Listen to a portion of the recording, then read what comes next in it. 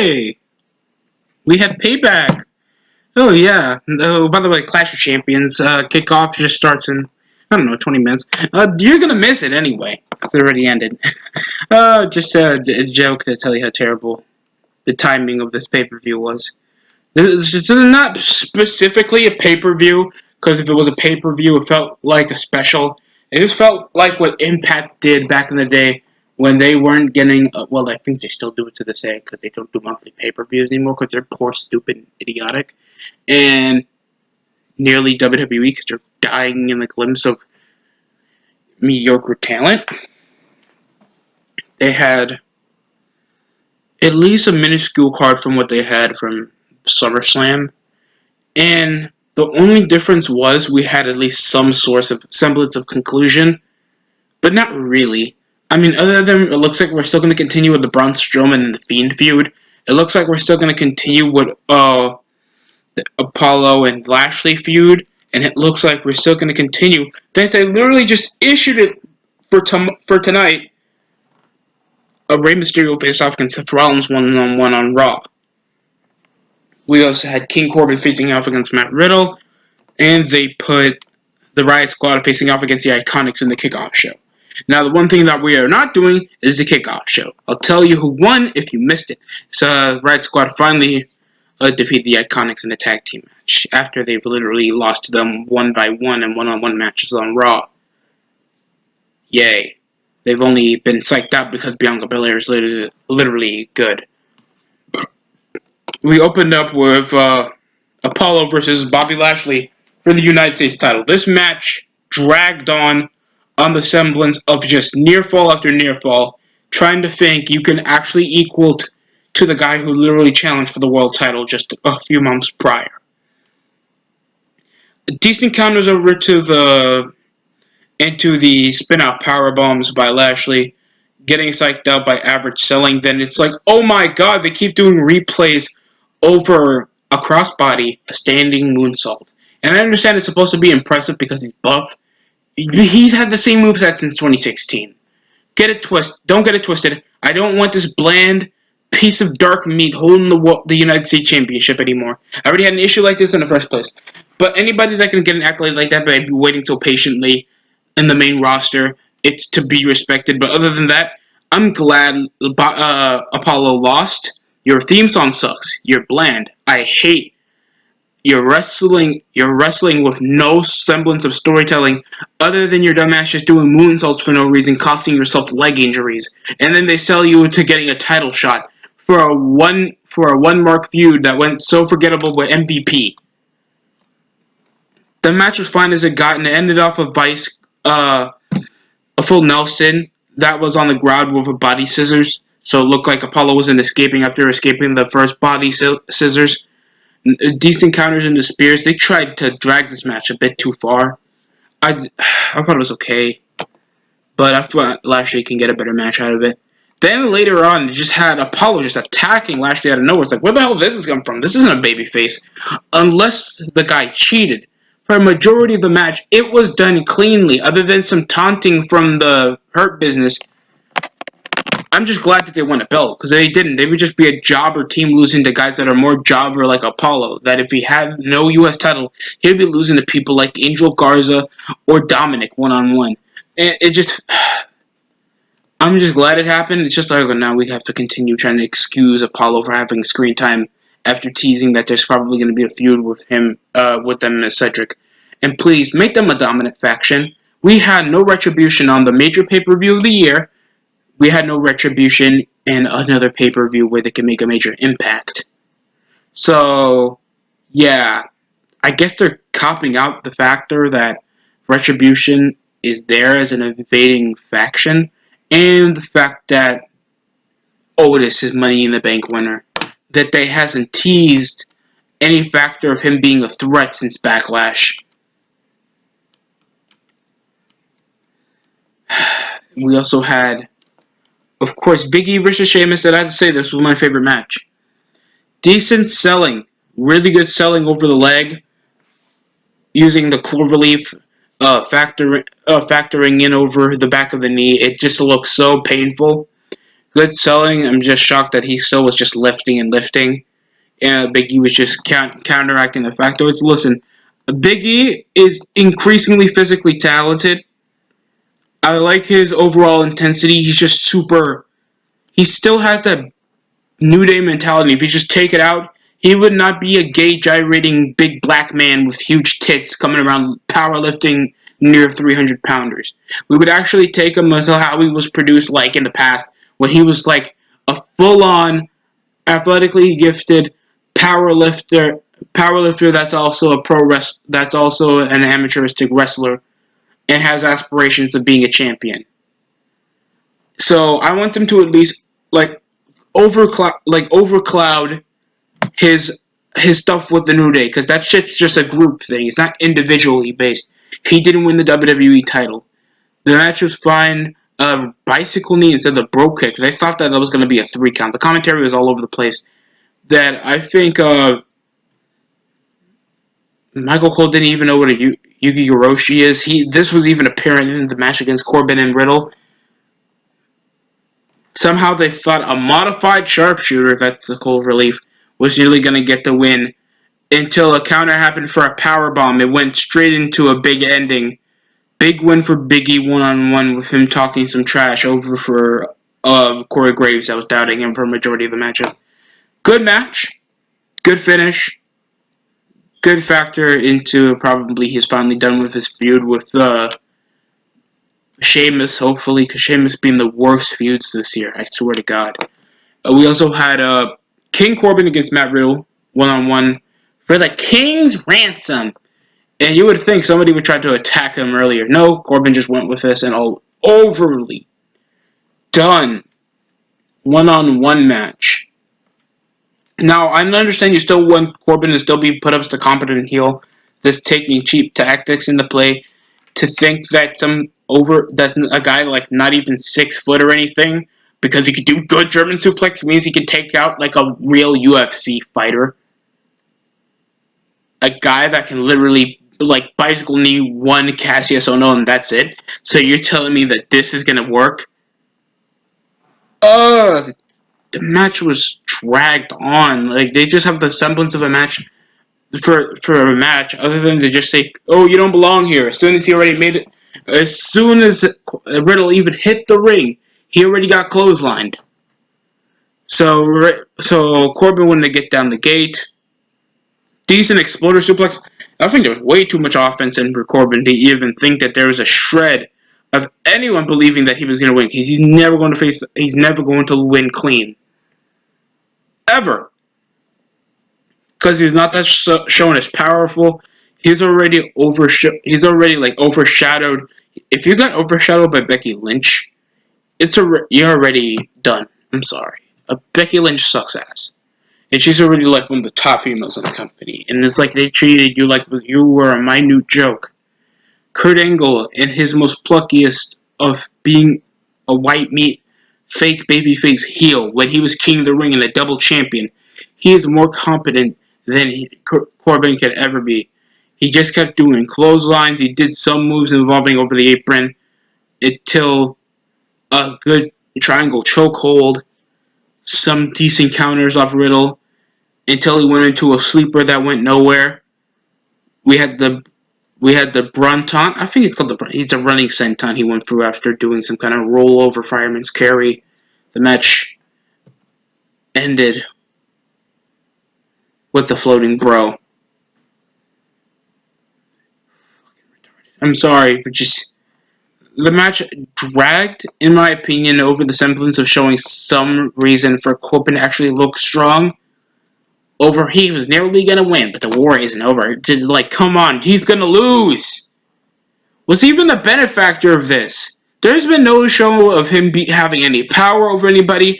Him not even winning a major feud. What part of this makes him feel like a king? I'm being serious.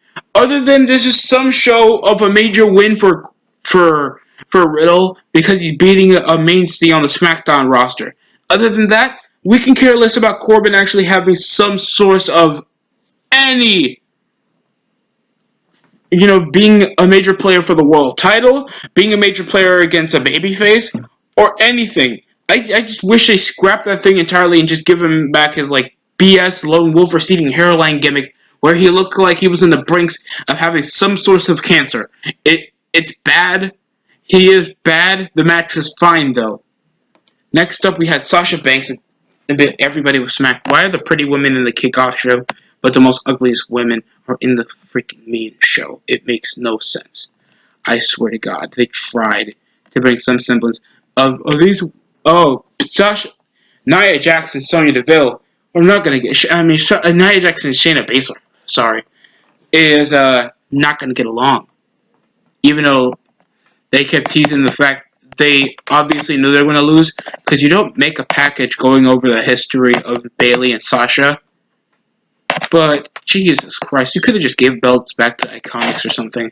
You give it to a makeshift a team with already Nia Jax already having so much backstage heat in over the entire wrestling fan base that she is a really hateable and terrible worker. Luckily, I haven't heard any news articles about any of Nia Jax or Bayley or Sasha Banks getting injured. Sonya was just in the tag whenever Nia Jax was ever getting 2-on-1. So it just came into her just kneeing people, a couple roundhouse kicks, a couple knockouts. There was a double back suplex on Nia Jax, cooking a clutch, and it just felt so bland. I have no interest in Nia Jax or Shayna Baszler becoming winners because we already thought Shayna was going to take the title out of Becky. Now she's just been in the bottom tier level of the women's division, just fishing for any sort of feud that would make her relevant. Even Raw Underground was supposed to be making her more legitimate to show her MMA edge. It just looked bad in my opinion. I don't care about the win. I don't care about them winning the women's tag team titles because they're already irrelevant to begin with. Uh, Anything else, you have to hear Nia Jax screaming in 70% of the match. Even after the match, she came screaming after winning the title. They come awkwardly hugging, still showing that on and off dynamic, even though these women were previously feuding. And they were just into the match for no reason other than the semblance of some one part of conflict. I hate this way of match of a match of like matchups, especially when it's a build up to a pay per view. A week from now, you didn't have any qualifying matches. We have no authoritarian setup. It just feels so awkward. I'm just glad that we have no excuse to show Sasha Banks and Bayley on TV a lot as they should. It's just so bad. So we have two title changes. Next up, we had Keith Lee against Randy Orton, 1-on-1 over Vengeance of Drew McIntyre and the pay-per-view debut of Keith Lee. And at least one positive thing is they got his gear changed. His generic-ass theme song still stays. Hopefully it's in the kinks. I heard in certain videos and news articles that they are in the kinks of changing his theme song. I mean, you can either let him remix it or something else, because it was a generic rap theme, but at least it was by him. And it was more catchy. Other than that, pretty good. No sell of Chop showing how resilient Keith was. A hanging DDT from the outside when they were brawling. A literal spear bomb out of nowhere. That was literally a really shocking match. There were some counters retracting to the RKO, the spear bomb. It's just literally a last ride Liger bomb. And it looked so devastating, and it made Keith Lee felt like he was just absolutely in a different level than Orton. And I guess this is good because I like Keith Lee, and they actually have a confident, big dude that can literally treat like big heavyweights like cruiserweights. And it just felt good to at least get that first debut win out the way, so we can at least keep Keith Lee in like higher top mid card. But I know in probably the future they're going to get him in some terrible feuds and devalue his stock. But that's that's besides the point. That's besides the point. Decent match. Good idea for a finish. I hope Keith Lee gets that theme song changed. Next up, we had our semi-main event: Rey Mysterio versus Dominic Mysterio, and Dominic Mysterio. Sorry, the Mysterios against Seth Rollins and Murphy. This match dragged even for a tag team match. I understand they had to do this for the semblance of at least giving this a factor of a tag match or a pay-per-view match. It just felt like they were just doing just rest holds, especially for the fast-paced nature that even when Rollins changed his gimmick, his style still hasn't changed. He does sling blades. He's still doing topes, selling off moves from the top of the barricade. And you would think he would be more stalling, more vicious, try to, pierce his enemies, whoever he's facing. Leave permanent, like at least some temporary damage to work on it for most of the show. There's no semblance of selling. There wasn't even semblance on selling the eye injury Rey Mysterio has. Some running Hurricane Rana. She was a cool DDT off Dominic. Dominic needs facial hair or something, bro. I'm sorry. He looks like Ethan Page, never passed puberty yet. It just looks so bad for Dominic. His face. He's like older than me, so that's a lot to go through. Yeah, decent kickouts after some. Rey Mysterio went for that rollout into a kick to the face that he thought he was going to get a 3 count, even though I've watched a decade and a half of Rey Mysterio matches.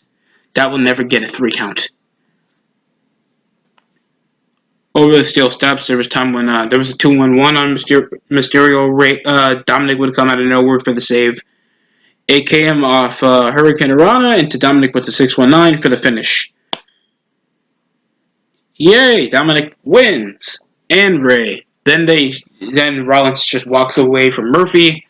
The match later on was just scheduled for just some stupid salt in the wound for some semblance for you to watch Raw. Rey will face off against Rollins the next night. The match overly dragged to bring some semblance of tension, even though we know who's going to win, because the last time it was a DQ finish because Retribution came out of nowhere and they didn't even try to finish the job or something. And nobody even calls them out, even though they've been doing this for 2 months now.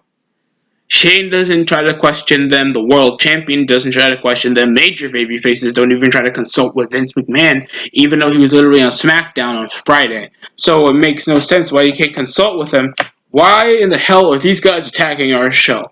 And I'm trying to bring this up right now. I'm trying to forget, but it's like, if you guys want to make this a major thing, go ahead and do it. But make it consistent and make them have a major impact. And give them a reason. But Corey Graves is being like, what's their reason? What's their end game? His malignant little millennial voice that looks like he always been punched in the dick by a female obviously will not bring any, relevance into why in the hell are Retribution attacking WWE superstars. They don't even attack the important ones. They attacked Dominic and Rey Mysterio. Rey Mysterio is a legend, but he isn't an important part of the show. Is either McIntyre, Randy Orton, Keith Lee, the Street Profits, or Ric Flair, because he's sort of there sometimes. It just feels dumb. It feels dumb in my opinion. Next up, we had a triple threat match, or just Bray Wyatt and Braun Strowman for 75% of it, 85% of it. So they were brawling immediately after Bray made his 17-minute entrance. Some shoulder tackles. There was a back suplex on the table. Some hits outside, a power slam. These guys started hitting over the stage to do nearly the exact same spots, just slapping each other on the Minitron until hitting a table on the outside of the stage. Then we had a superplex off Bray. They keep cutting off. The camera work was just out of control in this show. It was so bad. It was super bad. We also had consistent cutouts into Alexa, also looking like she's getting wet every time since the superplex to implode the ring.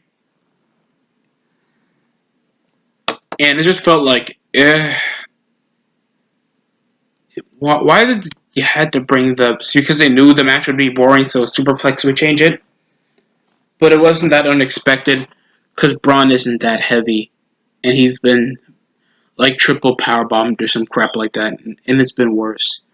I got no interest in just seeing a really fat Bray's titties jiggling while he's trying to punch Braun Strowman, try to superplex Braun, and it just felt so disinteresting over the matchup, just mini cutting, making this feel like this is just a super card of SmackDown. Because most of the matches were from SmackDown. We only had like 2 matches from Raw. And Bayley and Sasha on SmackDown, so it's just a SmackDown specific show with some Raw storylines put in. We also had Roman Reigns come in until the ring imploded, with him somehow signing the contract. And you would think he was signing it on SmackDown, literally nights before the show. So what was he doing? Was he still consulting himself?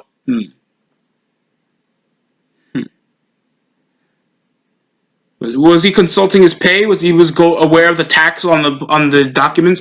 Why took him so long to sign the contract then? Other than that, he could have just shown up with a chair and Paul Heyman. We could have got the gist that he was waiting for these guys to get weaker so he can strike. Heelish tactic. There was no need to sign the contract immediately. He could have just done that while he was literally making his warning set for Payback. So it was either Sean Spears got Adam Pearce got fired because he didn't sign it at SmackDown. He signed it literally on the pay-per-view 2 nights after. So, yeah.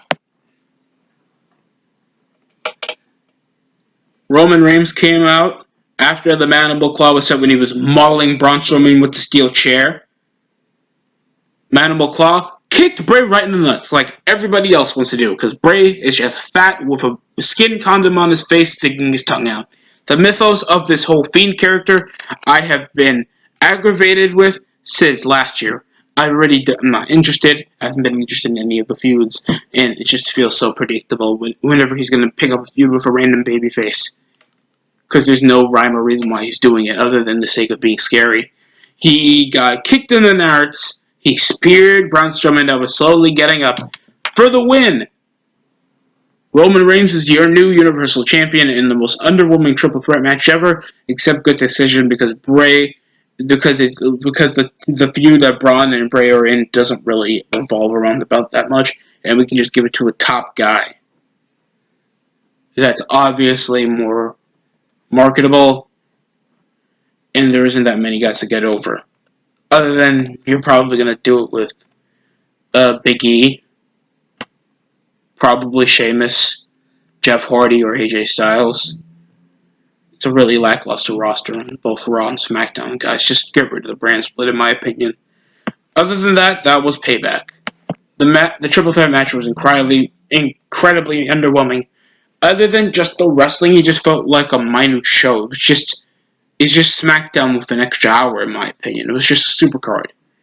I mean, I understand the pay-per-view semblance is supposed to show a supercard, but it just felt like a special 3-hour special than an actual pay-per-view that you take, like, extra pay than how it is to actually get tickets to watch a live pay-per-view. And you're wasting your time watching something that you could have just waited for on SmackDown or something. It just felt underwhelming. In my opinion, would you go back to watch a show? No. I'd rather watch Great Balls of Fire. Because at least Samoa Joe's entertaining. But he still looks pregnant. And, jeez, man. I mean, I can say that the Big E match was more enticing because it actually had some semblance of building up Big E, of being more intense, more of a singles act, not revolving more around the New Day. It is just showing that him alone, no matter what's happening in his body, he can win. And I liked it. The match had a decent finish. The triple threat match, just a good decision to just put it on Roman. I don't care about the women's tag team match. I've already lost interest in the Rey Mysterio and Rollins feud for the last, 3 months? And Bray and Braun are just going to feud consistently. There's no stopping this because now Alexa's involved in the BS while she's looking like a girl from some random chick who probably fapped over from a Hot Topic. And they're probably going to continue with the King Corbin and Matt Riddle thing. So the conclusions are still going to happen in regular shows.